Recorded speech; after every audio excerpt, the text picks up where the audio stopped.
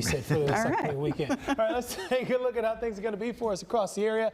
First off, sun and blue sky looking pretty good for us today.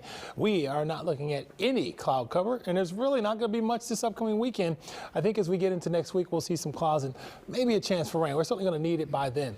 Let's talk about that lake, because we are talking about some wave action here.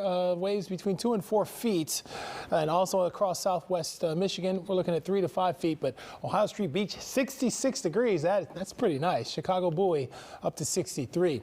These are your current conditions on the allergy report. Mold, ragweed, and also weeds at the low level at this time. Today's high temperature climbed to 67 at O'Hare, 67 also for Midway.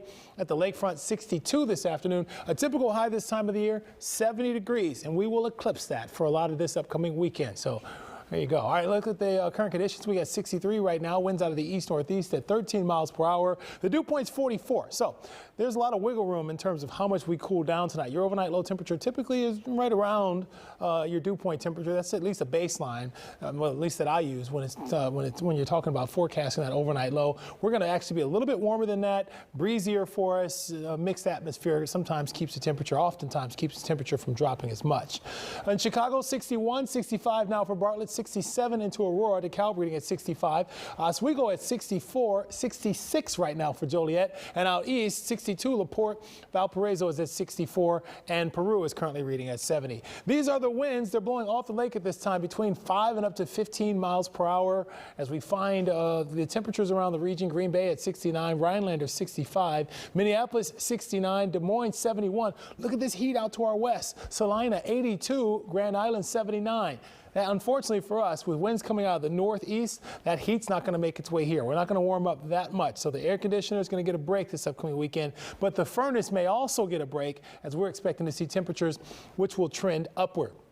As we look at the 24-hour temperature change, we're not seeing much there. We're about 2 degrees warmer now than where we were this time of the day yesterday. All right, on the satellite radar composite, as we look to the northwest, it's been cloudy and rainy for much of this week in portions of Minnesota, but certainly not for us. As you take a look at what's going on for us here, we have high pressure, Canadian high to our north. This will continue to push that cooler air into our region. It's also, though, going to steer this low out to our west, and we expect to stay dry and not be affected by any rain, not see any rain this upcoming weekend. All right, here we are with Ian. It's now considered a post-tropical cyclone. So, use that in trivia tonight, right? As you look all across this area, you're talking about the potential for tornadoes, maybe some flooding there. Notice, though, it's now just beginning to push up against the Appalachians there. You can kind of make out here as you see the topography. Notice how this rain, this area right here is really just kind of getting wrung out. All the moisture all the air as it lifts over that higher elevation wrings out the moisture. And that's why I think there's going to be considerable flooding even as you travel inland. The winds are still an issue, gusting to some 60 to 70 miles per hour, but the winds are down in a big way. And again, precipitation, we saw in Florida over 20 inches in many areas. Charleston, that number's going up, and I think eventually you're going to be talking 3-4 inches even across portions of Pennsylvania and certainly for West Virginia before this thing is done.